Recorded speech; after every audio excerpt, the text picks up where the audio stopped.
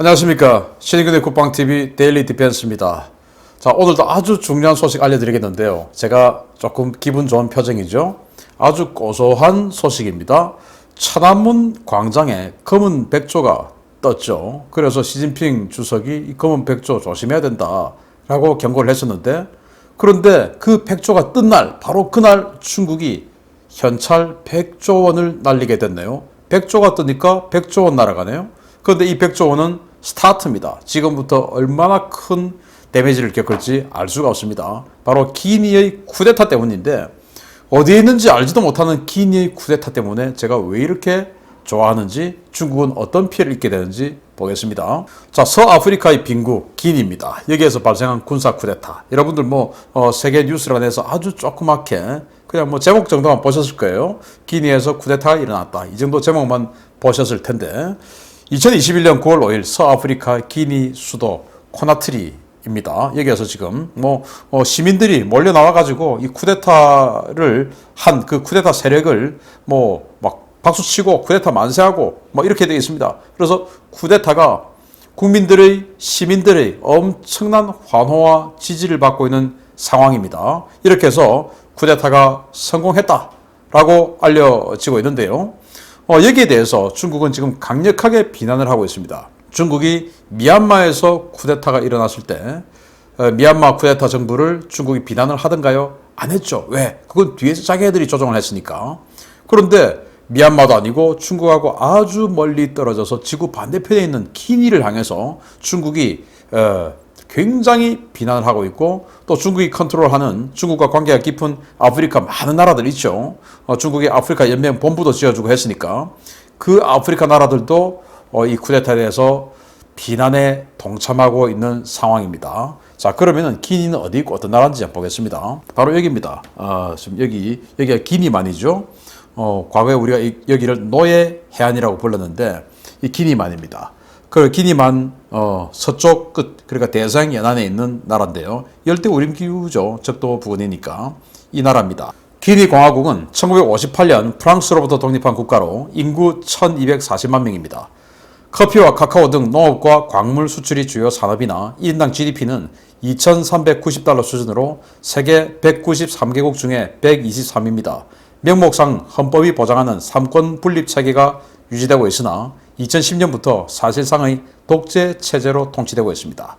저희 서아프리카 서부 흑인의 땅이라고 적어놨는데, 이게 이제 이 지역 토착어로 기니라는 말이 흑인의 땅이라는 말이라고 합니다.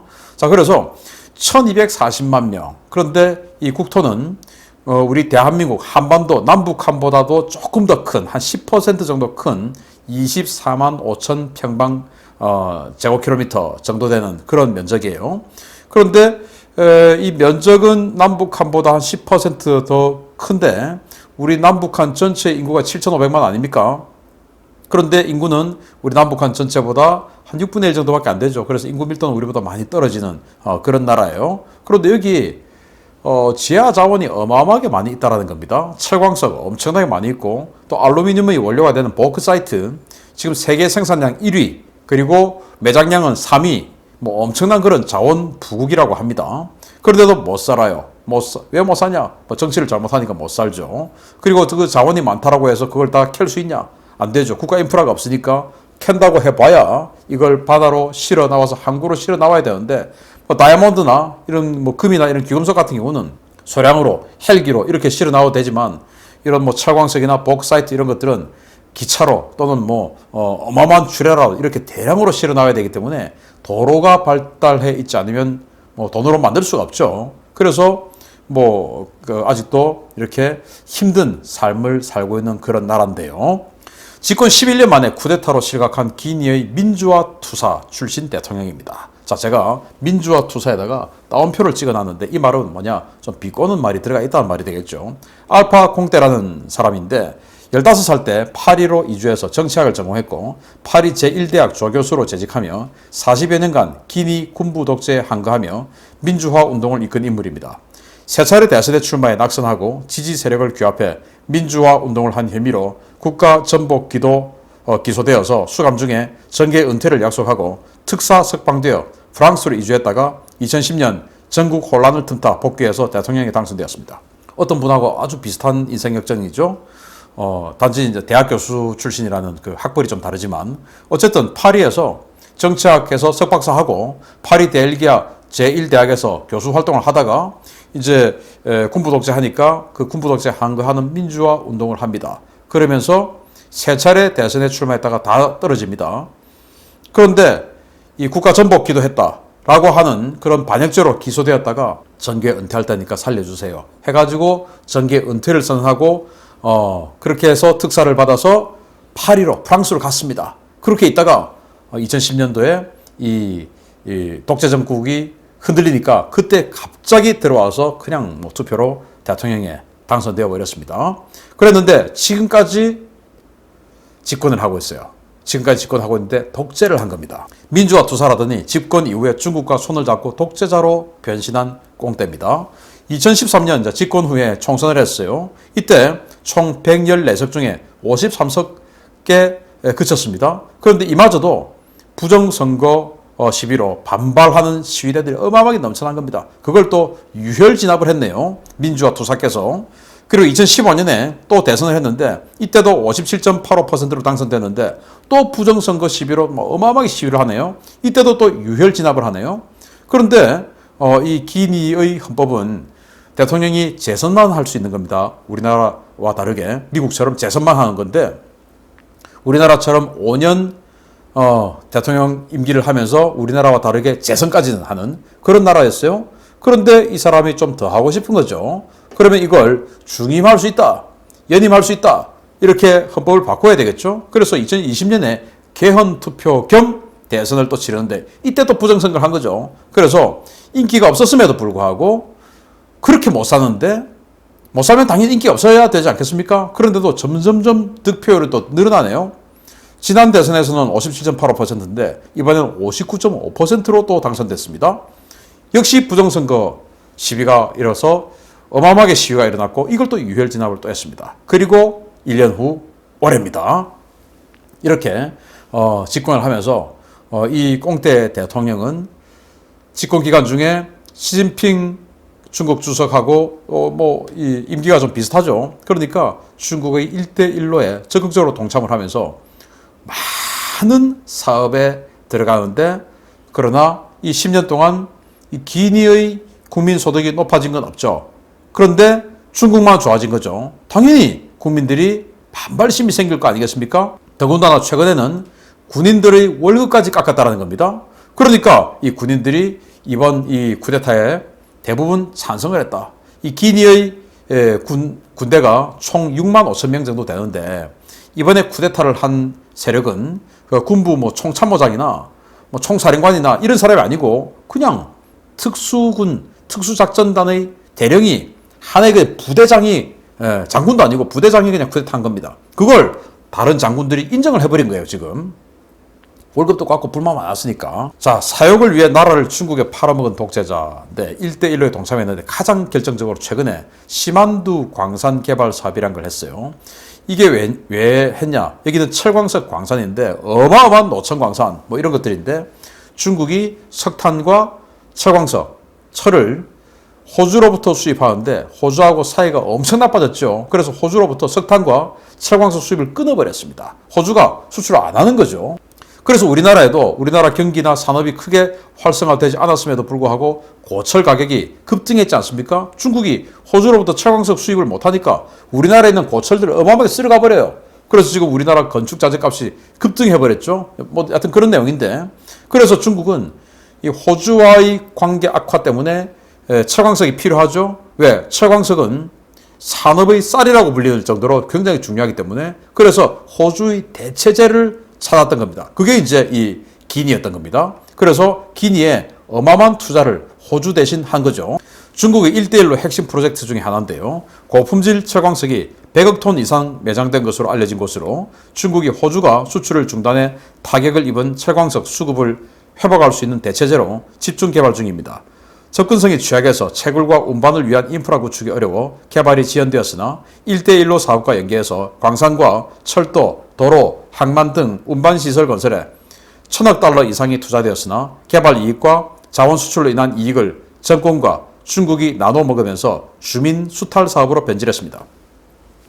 그래서 내륙에 이제 이 씨만두 광산이 있는데 여기에서 중국으로 실어나리려고 하면은 당연히 항구를 통해서 가져와야 되겠죠. 그러면 이 내륙에서부터 항구까지 도로를 닦아야 되겠죠.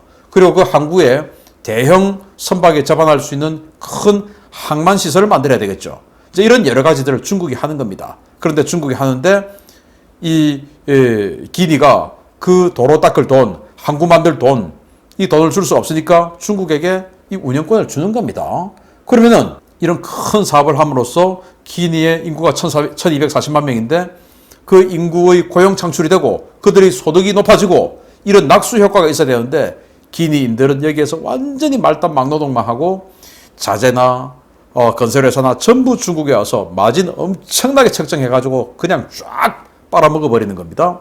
이 과정에서 대통령을 비롯한 이 핵심 멤버들이 어마어마하게 또 호주머니로 돈을 또 집어넣어서 주민들은 그냥 피만 빨려버리는 겁니다. 그래서 중국에게는 어마어마한 황금알을 낳는 거위가 되어버린 겁니다.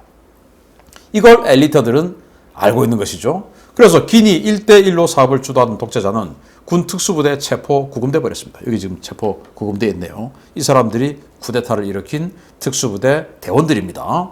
자, 그러면 이 쿠데타를 일으킨 장본인 누구냐? 바로 이 사람입니다. 젊은 지도자예요. 프랑스 그리고 이스라엘과 아주 가까운 반중 인사인데요. 마마디 둠부야 대령이라는 사람인데 뭐 어떤 데는 중령이라는 데도 있고 어떤 데는 대령이라고 하고 저는 일단 대령이라고 하겠습니다. 이 사람은 프랑스 외인 부대에서 15년간 근무하며 세계 각지의 분쟁 지역에서 실전 경험을 쌓고 이스라엘 국제안보사관학교와 프랑스 군에서 고등 군사 교육을 받은 특수전 전문가로 2018년 창설된 기니 엘리트 특수작전 단장으로 지명되어 귀국했습니다. 고도로 훈련된 특수부대로 정광석화처럼 대통령궁을 장악했으며 압도적인 국민적 지지를 기반으로 과도정부 구성과 기존 정책 전면 재검토를 선언했습니다. 자, 프랑스는 이 적도 지역의 여러 나라들을 식민지로 가지고 있었죠. 이 기니 바로 옆에 있는 엄청나게 덩치가 큰 말리라는 나라도 프랑스 식민지고 지금도 이 말리의 이 내정에 이 프랑스가 아주 깊숙이 개입하고 있습니다. 그래서 프랑스 같은 경우는 이런 아프리카 현지인들을 프랑스로 불러서 친프랑스화 시켜서 다시 이 아프리카 지역의 과거 자신들의 식민지로서 영향력을 행사했던 그 지역에 다시 보내서 지금은 뭐 식민지를 할 수 있는 그런 제국주의가 끝났으니까 그렇지만은 어떤 다른 경제적인 정치 외교적인 그런 영향력을 행사하는 그런 용도로 쓰고 있고 그래서 이 현지인들을 외인 부대로 쓰고 있습니다. 장교 교육을 시키면서 그래서 그렇게 외인 부대를 쓰면서 15년 동안 프랑스의 외인 부대였고 그래서 아프리카 각 어떤 그 분쟁 이런 것들에 다 관여하고 공부하고 했던 사람입니다. 그래서 프랑스의 추천으로 이스라엘에 또 가서 공부를 또 한 겁니다. 이스라엘, 이란하고 완전히 적대적인 나라죠. 이란하고 아주 친한 나라가 중국이죠. 당연히 이스라엘에서 공부를 했으면 반중 인사인 겁니다. 이스라엘이 아무나 불러서 공부 안 시켜주죠. 이런 사람인데 이렇게 이 젊은 지도자가 프랑스에서 또 이스라엘에서 아주 그런 그 좋은 또 훌륭한 커리어를 쌓다 보니까 이번에 꽁때 대통령이 야, 쟤 불러와 해가지고 특수전 부대를 만들어서 이 사람을 그게 단장으로 앉힙니다. 그런데 이제 자기를 불러서 단장을 앉혀준 사람에게 이제 뒤통수를 친 거죠. 왜냐? 국가를 위해서, 국민을 위해서. 그래서 젊은 자기가 보니까 80 넘은 저 꽁대 대통령 그리고 그 이너서클에 있는 이 독재자들, 권력자들 하는 짓이 이건 도저히 안 되겠다 해서 쿠데타를 했고 그래서 쿠데타와 함께 지금까지 해왔던 정책들에 대한 전면 재검토를 선언해버렸어요. 전면 재검토.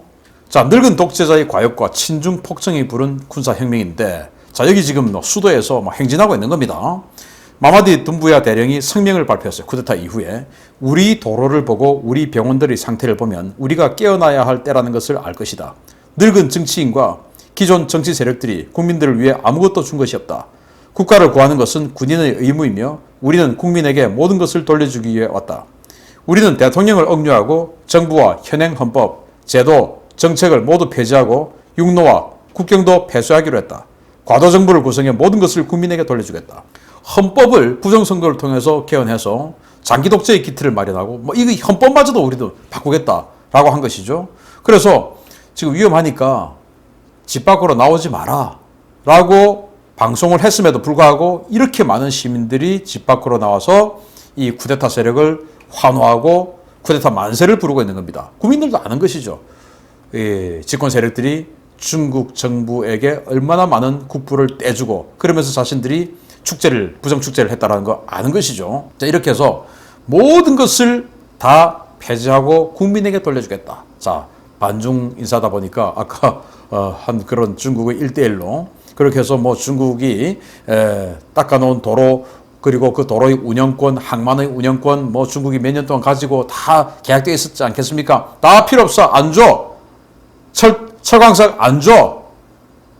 만약에 갖고 싶으면 돈 다 내고 사. 이거 아니겠습니까?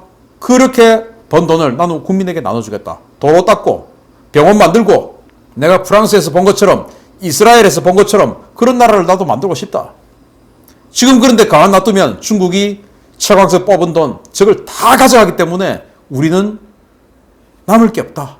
이거 아니겠습니까? 그래서 기니 정권 교체로 발등에 불이 떨어진 중국이 경제 초비상이다. 이건 뭐 그냥 다른 나라에서 반중 매체에서 한 게 아니고 중국 내 싱크탱크에서 나온 이야기입니다. 자, 경향신문이 보도를 했는데요. 중국 기업들은 현지 기업 등과 컨소시엄을 구성해 지난해 기니 정부로부터 100억 톤 이상의 채광석이 매장된 것으로 추정되는 남동부 시만두 광산의 채굴권을 따내기도 했다. 하지만 이전 정부와 체결한 계약이 쿠데타 이후에도 유지될 수 있을지에 대한 우려가 나온다. 왕거칭 베이징 랑거 철강정보연구센터장은 시만두 철광석 프로젝트는 기니의 이전 정부와 체결된 것으로 중국의 투자가 위험에 직면할 수 있다 라고 말했다. 보십시오. 이겁니다. 시만두 광산이 완전히 노천이죠. 여기에서 채굴을 해서 도로 만들고 항만 만들고 해서 중국으로 실어나려고 했는데 여기 쿠데타 세력이 다 원점 백지화다 라고 선언해버렸으니까 여기다가 지금 중국은 100조 원을 투자했는데 1000억 달러 뭐 정확하게 이야기하면은 115조 원을 투자했는데 그거 지금 날아가게 생겼죠. 그런데 그게 직접 경비만 100조 원이지만 앞으로 호주에게 수출 못하는 철광석 여기서 메워가지고 산업을 돌리려고 했는데 여기에서 지금 못 온다 또는 아주 싸게 들여와서 하려고 했는데 이 기니 쿠데타 정부가 니들 가지고 가고 싶으면 이 정도 돈 내. 이 돈은 안 돼. 라고 했을 때 중국 산업이 입을 데미지. 왜? 계획대로 안 됐으니까. 그런 거는 이제는 스타트다. 115조는 지금까지의 투자한 돈에 대해서 날려 먹을 돈이고 앞으로 더 추가로 지불하고 희생해야 할 돈은 더 크다. 라고 해석할 수 있죠. 자, 그래서 중국 천안문 광장에 검은 백조가 떴습니다. 블랙스완. 돌발적인 어떤 변수, 위기 이런 것들이 상징이죠. 그래서 시진핑 주석이 블랙스완, 검은 백조 조심해야 된다 라고 했는데 이거 검은 백조 나와버렸죠. 그런데 그날 오후에 기니에서 쿠데타가 발생했는데 그게 백조를 날릴 판이다. 백조가 나오니까 백조가 날아가네. 이야, 기분 좋습니다. 그래서 이 쿠데타를 성공한 그 대령이 아주 이 권력을 공고화하기를 기대하고 그가 평소에 프랑스에서 보고 배웠던 거, 또 이스라엘에서 보고 배웠던 거, 그래서 중국은 나쁘다라고 하는 그런 신념 끝까지 가져가면서 이 모든 지하자본에 대한 부를 중국에게가 아니고 국민에게 돌려주는 정부가 되기를 기대합니다. 마치겠습니다. 감사합니다.